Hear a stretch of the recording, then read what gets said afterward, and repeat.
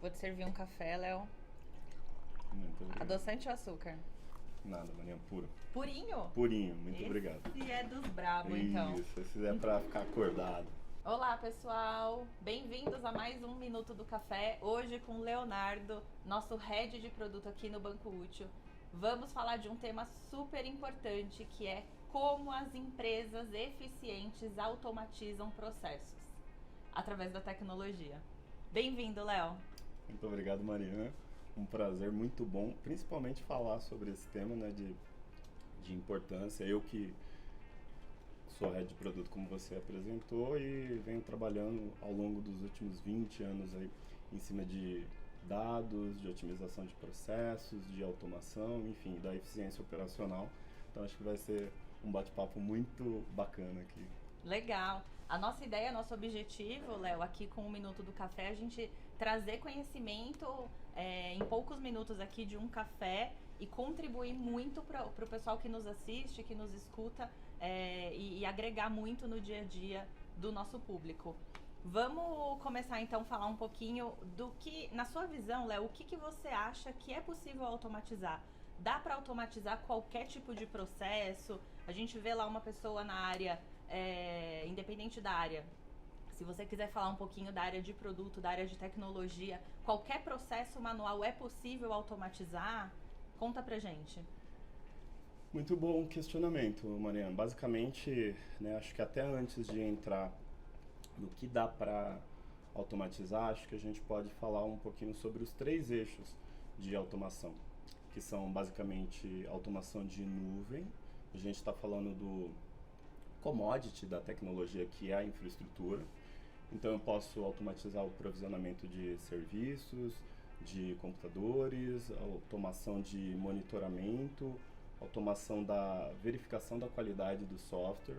Eu posso utilizar a nuvem, os recursos de nuvem, para realizar esse tipo de automação. Que é a modalidade SaaS, né? A gente está bem acostumado a contratar soluções na modalidade SaaS e isso facilita muito a gestão ali da área de TI da empresa. Perfeitamente. A gente, hoje, há algum tempo, a gente já percebe que a contratação dos serviços em cloud ou SaaS, como preferir, eles ajudam bastante o desempenho das soluções e mesmo o próprio o trabalho, o esforço que havia antigamente no provisionamento dos serviços, né? O próprio Banco Útil hoje é provisionado em SaaS e eu acho que a gente já entrega esse tipo de valor para os nossos clientes por conta do ganho que a gente tem das soluções de nuvem.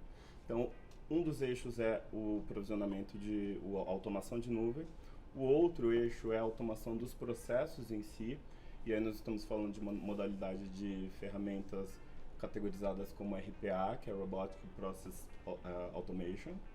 Essas ferramentas, normalmente, elas são acopladas a ferramentas de CRM, ferramentas de RP, para conseguir automatizar a entrega de bastão de uma área para outra. Então, eu posso automatizar os processos de aquisição, os processos orçamentários, os processos tributários a partir do acoplamento de uma ferramenta de RPA. E aí a gente tem muito ganho na velocidade, na produtividade e na própria qualidade e integridade dos serviços que estão sendo automatizados a partir de uma ferramenta de RPA. Legal.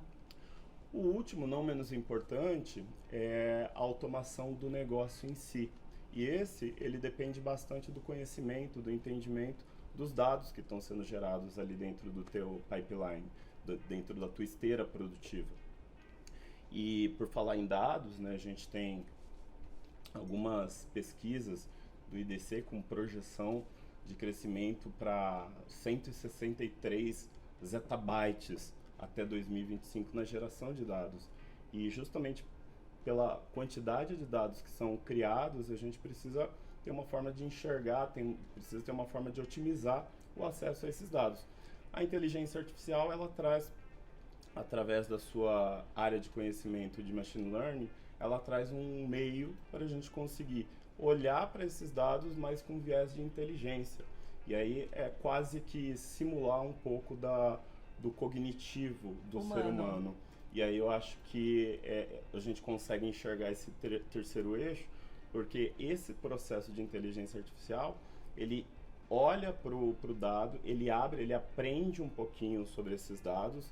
A gente enxerga isso no nosso dia a dia quando estamos trabalhando em cima de uma mídia, de uma rede social, quando ela recomenda algum serviço, ela está recomendando justamente porque ela entendeu um pouquinho sobre o teu comportamento ali dentro do consumo daqueles serviços. Então, acho que esse é o viés do uso da inteligência artificial, ou seja, Legal. você conhecer os seus dados e aí aplicar essa construção de inteligência em cima dos Não dados. só ter o dado, né? Só ter o dado não basta. Precisa pensar ali num passo à frente o que fazer com o dado.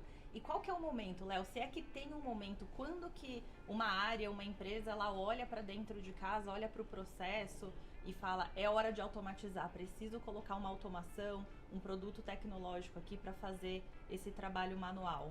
Isso, Maria. A gente identifica a necessidade de automação. Vou pegar por emprestado aqui as nossas etapas ali de construção do produto. Quando existem essas trocas de bastões, esse handoff, e aí a gente percebe uma lentidão de uma fase de outra. Então vamos exemplificar aqui com o desenvolvimento do software e fase de testes e qualidade.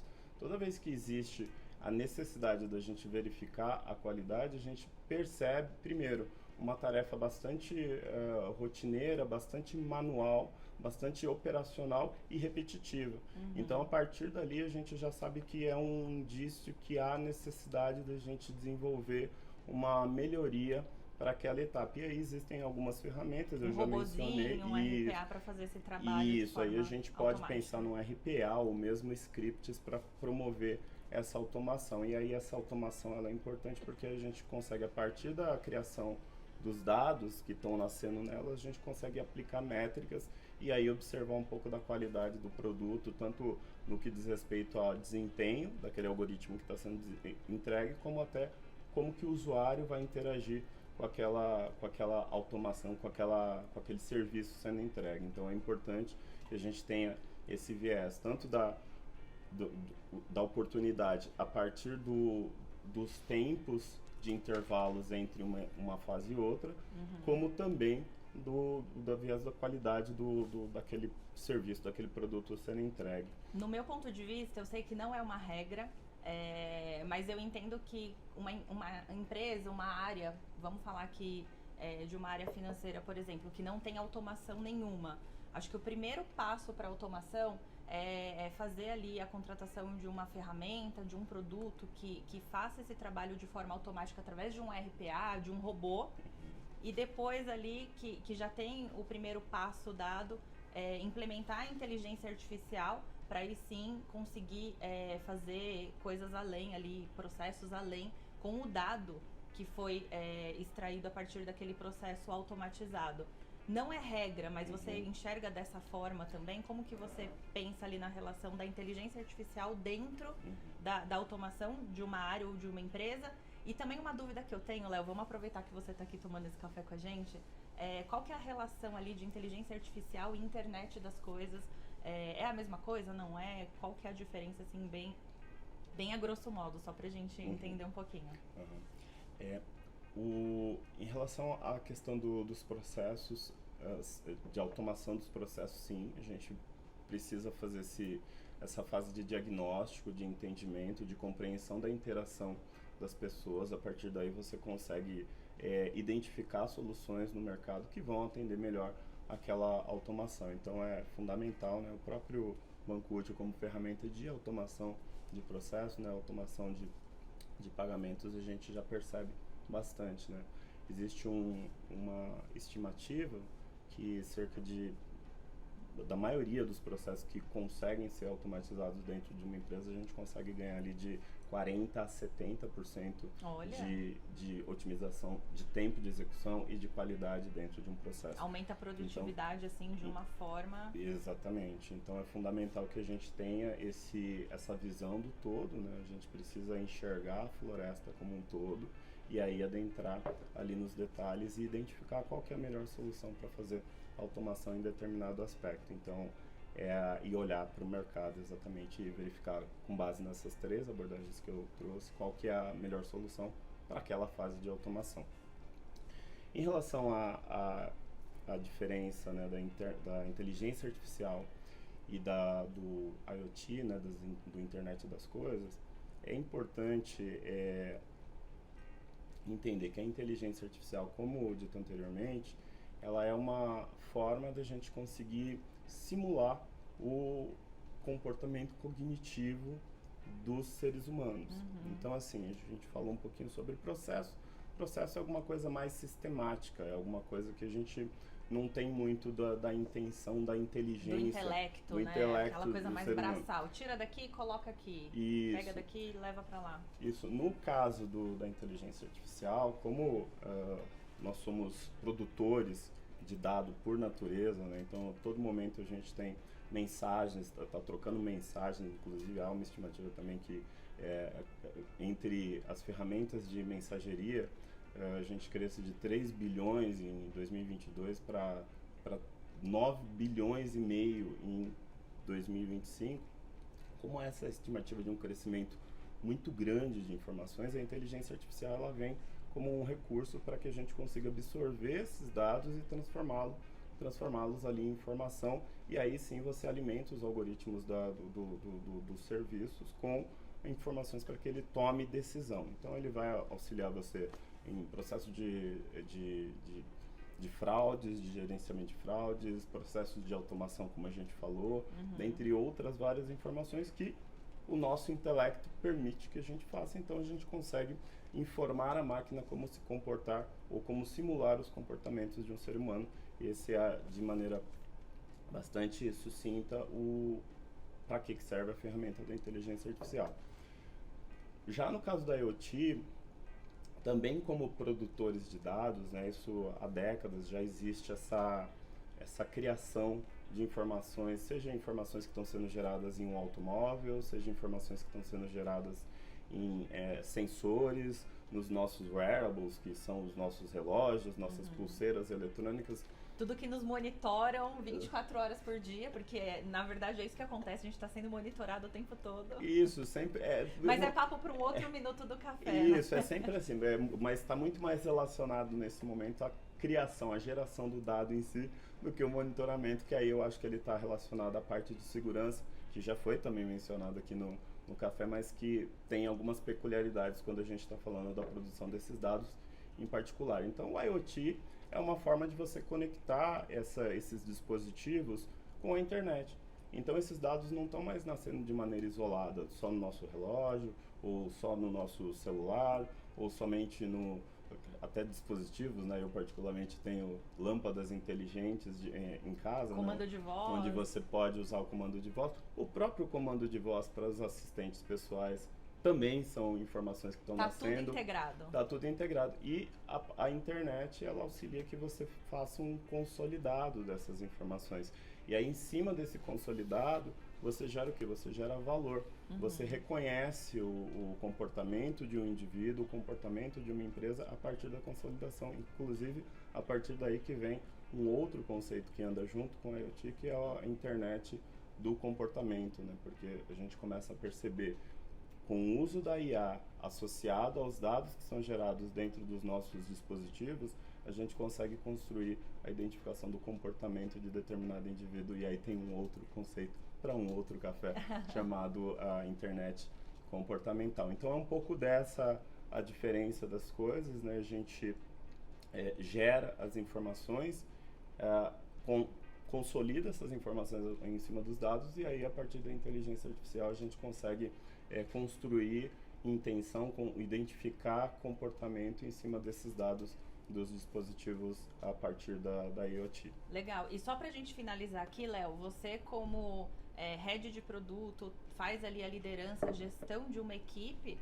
muito grande. A gente já trouxe esse assunto aqui em outros minutos do café, mas para quem está nos ouvindo, quem está nos assistindo, bate aquela insegurança, mas o RPA, a automação, a inteligência artificial vai substituir o meu trabalho. Eu não vou mais servir para a empresa, porque agora a empresa está inovando, está automatizando. qual o recado que você tem para as pessoas para que elas consigam enxergar ali a tecnologia como um aliado, né, e não como um concorrente? Isso, pode ficar tranquila, Mariana, que o teu trabalho é insubstituível porque você tem um diferencial enquanto ser humano. Você tem uma questão emocional, você tem uma questão cognitiva, que embora uma das áreas estudadas em inteligência artificial seja justamente computação cognitiva, os computadores ainda estão distantes de conseguir fazer uma substituição por uma tomada de decisão que tenha associação ao emocional. Quando nós estamos construindo o produto, existem os aspectos mais operacionais, que foram os que eu mencionei aqui. Esses aspectos operacionais a gente precisa otimizar, porque a gente precisa reservar o tempo do desenvolvedor, do analista de qualidade, ou seja, da equipe, para que eles consigam cuidar de trabalhos mais intelectuais. E aí é que está a diferença do ser humano para uma máquina, e aí é que está a diferença do porquê que o trabalho do ser humano ele vai continuar sendo tão fundamental. Porque nós temos as emoções, e as emoções que nos trouxeram até aqui, nisso que está sendo visto como a quarta revolução industrial, né? Então eu acho que a gente precisa observar desse nosso diferencial, como que a gente consegue alimentar os algoritmos para que eles consigam nos auxiliar. E aí sim a gente conseguir entregar mais produtividade e mais qualidade. Mas definitivamente a substituição de máquinas, de seres humanos por máquina, ainda está um pouquinho longe de acontecer. Para tranquilizar o pessoal não ficar desesperado, eu acho que eu penso exatamente como você, Léo. Eu acho que o ser humano, a pessoa que conseguir aliar o que o ser humano, né, o que nós, homens, conseguimos fazer de melhor que a máquina, que a inteligência artificial, que os robôs, os RPAs, os sistemas não conseguem, vão estar vários passos à frente. Então, se hoje a gente tem alguma rotina manual no nosso dia a dia, isso sim, a gente consegue otimizar tempo e dinheiro com as automações, mas a tomada de decisão não, né? Não dá pra gente colocar ali um robozinho tomando decisão num departamento ou numa empresa. É isso, Léo, muito obrigada pelo nosso bate-papo hoje, foi muito bom, muito importante a gente trazer esse assunto e pessoas que têm esse conhecimento tão amplo como o seu, para agregar aqui pro nosso Minuto do Café. Pessoal, sigam a gente nas redes sociais, LinkedIn, Instagram, @BancoÚtil. Curte o vídeo no YouTube e até a próxima. Valeu, gente. Até mais. Até a próxima.